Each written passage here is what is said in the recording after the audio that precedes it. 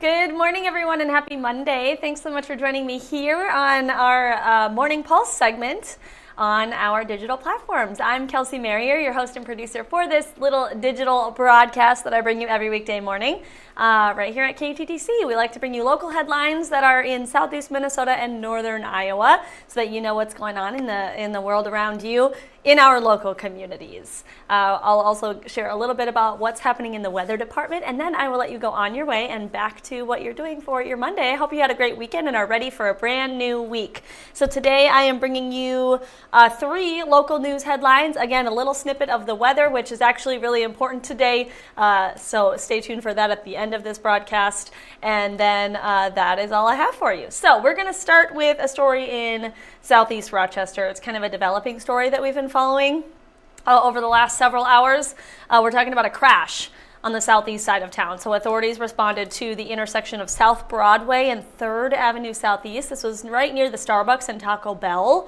If you're familiar with that area, again, in southeast Rochester. These photos from the scene were taken around 8:10 last night, so Sunday night is when this happened. You can kind of see part of the accident there. So we have reached out to the Rochester Police Department, hoping to learn more about what exactly happened in this crash, if there are any potential injuries. But as you can see, the fire department responded, as well as some other law enforcement agencies. So as soon as we hear back from the police department about just some updated details, anything that happened in this situation, we will bring you those updates on air as well as online at KTTC.com and on your KTTC mobile app that you can download right to your smartphone. Our second story is actually another crash in Olmsted County this time, so just kind of greater Olmsted County, a separate crash. This one sent 3 people to the hospital, including a baby. So it happened about 9:15 Sunday morning at the intersection of Highway 63 and West River Road Northwest. That's in Cascade Township, again, still Olmsted County. According to the State Patrol, which responded to the scene, a Chevy Camaro was heading west on 63, turning south onto West River Road, when a Jeep Compass going eastbound, the 2 vehicles ended up colliding essentially at that intersection. So we're told that the Jeep went into the ditch, it rolled. Troopers say 2 people in that Jeep, both from West Concord. One of those is the baby we mentioned earlier. They were taken to Mayo Clinic St. Mary's with non-life-threatening injuries. Thankfully, the 58-year-old Rochester woman driving the Camaro also has injuries that are not life-threatening. She did go to St. Mary's, though, as a precaution.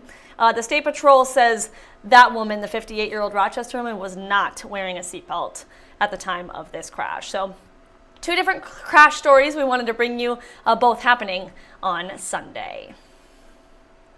Finally, our third story of the day is something that we love to talk about every year, the ringing of the bells. You know what that means. The Rochester Salvation Army Red Kettle Campaign. The annual campaign is officially underway. Those bell ringers, you will see them out collecting money at multiple locations all around town now through Christmas Eve.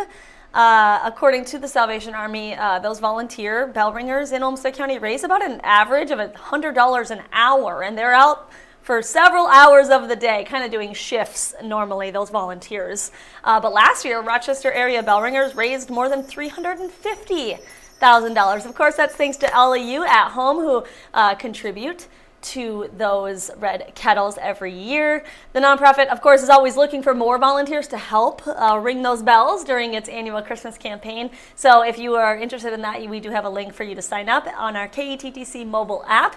Right there on the top of our website, we have a link if you click on this story. And if you've never done it before, it is so much fun. It's great to do it either with a group, maybe some friends, or even your coworkers. A great way to get out and kind of serve the community in a really meaningful way. And if you're unfamiliar, the Red Kettle campaigns, that you don't only need money, like physical cash, to be able to give. The Salvation Army has really amped up its ways of being able to give, and you can scan a QR code right on the Salvation Army, the sign for the Red Kettle campaign. You can give money, I believe, through that, as well as obviously cold hard cash. There may even be another way to do that, but the volunteers should be able to show you and tell you how to give in that way. Every little bit counts too, and it's always nice. Those volunteers are always out there with a smile, even in the cold. They may be right outside in the cold, but they're always greeting you with a smile. So it's a really fun and meaningful time of year, obviously, for that. So those are all the news stories that I have for you on this Monday, November 17th. The last thing I want to tell you about, though, is the weather. So meteorologist Ted Schmidt, which it is his birthday today. Happy birthday, Ted. He was telling us about how there is a first alert day today. Obviously, nothing is going on right now, but the first alert is mainly for what's going to be coming in the evening tonight. So kind of at the end, the tail end of the evening commute, according to meteorologist Ted Schmidt, we are going to start beginning some rain.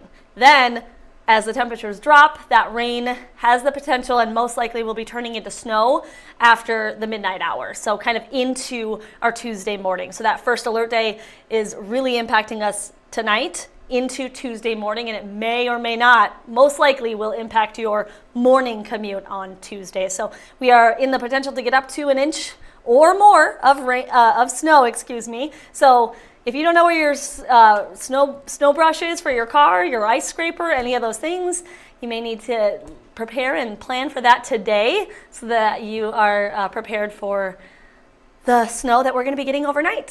So we will bring you, of course, coverage of that First Alert winter weather event that is coming tonight. We'll be covering that this evening on our newscasts that you can watch right on KTTC or on our streaming services on your Apple TV, your Roku, your Amazon Fire Stick. We have all of the ways for you to get those weather reports, as well as tomorrow morning on KTTC Morning News, which starts at 4:30. Again, you can watch that on any streaming device right on your TV, or even going to our website, kttc.com, and clicking on our live stream tab. I think it's Watch Live right at the top of our website. All right, those are the main things that you need to know today for your Monday. I hope you have a great rest of your day, and be safe, stay warm, and I will see you right back here on Tuesday.